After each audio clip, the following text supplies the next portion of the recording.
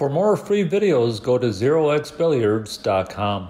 All the videos are organized so learning the game of pool has never been easier. From fundamentals to kicking, banking, breaking, and cue ball control, we have all the videos you need to supercharge your game. Here's a common safety that comes up quite often. In this layout, I'm on the 6 ball, but I don't have a pocket for it. But if I can put the cue ball behind the 7, that would be a pretty good leave. And these shots are all about visualizing the sliding cue ball line. For instance, if the cue ball hits around here on the side rail, it should end up below the 7. So I'll draw a line from this spot past the 6, and this allows me to see the sliding cue ball line. So if I aim the 6 toward this spot, I should head toward my target on the side rail. Now the cue ball is at a different angle on the 6. I'm still aiming toward my spot on this rail, but I'll be hitting more of the 6 ball, which means I'll have to strike the cue ball harder than the previous shot.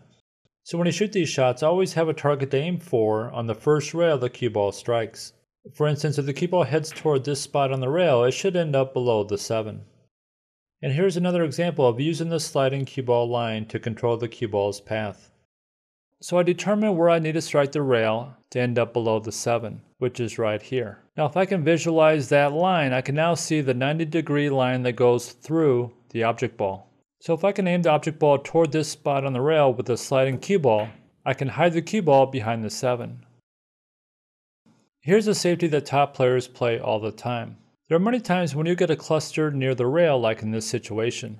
So if the player is shooting the 2 ball, he can just aim to strike about 20% of the 2 with center right. And the right spin is going to move the cue ball around the table and below the cluster. And it doesn't take that much power to move the cue ball around the table. Your main focus is striking the object ball thin. If you strike too much of the ball, it's going to start banking up table. You're better off striking the object ball too thin than too thick. In this example, the cluster is farther down the rail. So I can't shoot the shot the same way since the cue ball will be heading toward this cluster. Instead, I'll aim just above center with a lot less spin. Now the cue ball heads to the far end rail and ends up just below the cluster. This is a common safety that comes up all the time, so spend some time on this shot until you can develop a feel for it. In this layout, the player is on the 3 ball and he's not confident that he can cut the 3 in. But if we look over at this side rail, there's a nice row of balls that he can hide the cue ball behind. So he's going to bank the 3 straight up table and hide the cue ball behind this wall of balls. And when he shoots this shot, he's going to aim the 3 directly toward the end rail to bank it straight back. Practice this shot using 3 balls to hide behind. As you get better at this shot, remove one of the balls and practice getting behind just 2 balls. Try to work your way up to just 1 ball.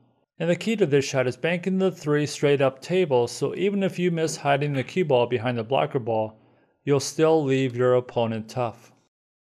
Here's a common shot that won't take you that long to perfect. The player is playing 9 ball and ended up here on the 8. Instead of trying a low percentage cross bank into the corner, the player is going to settle for a defensive shot. So when he shoots this shot, he wants to bank the 8 toward the side rail.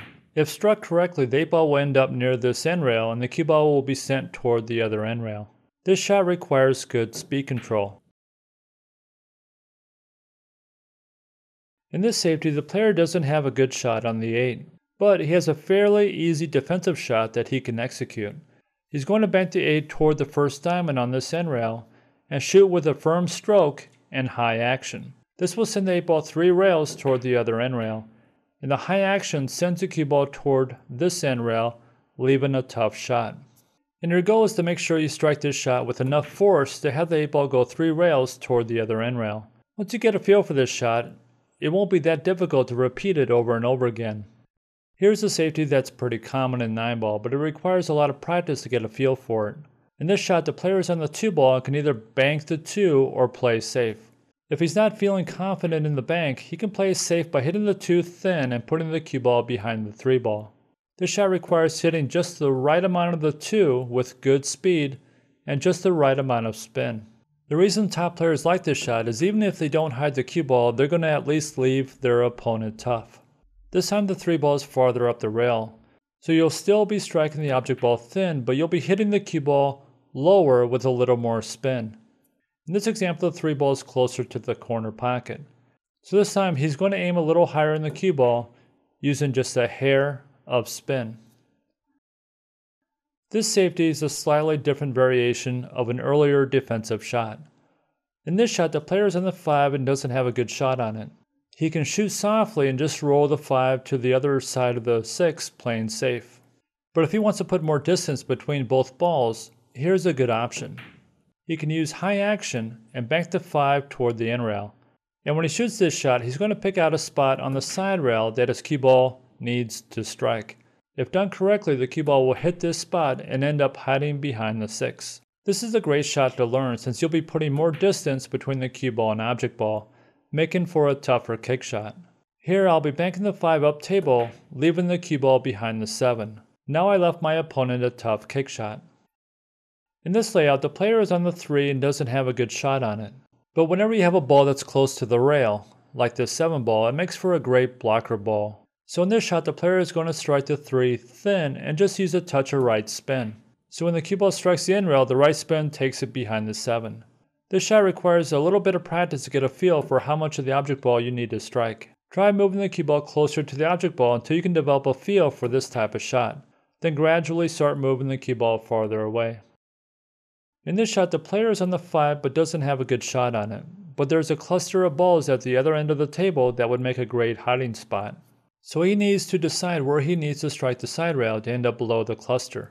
Then find the 90-degree line that goes through the ghost ball.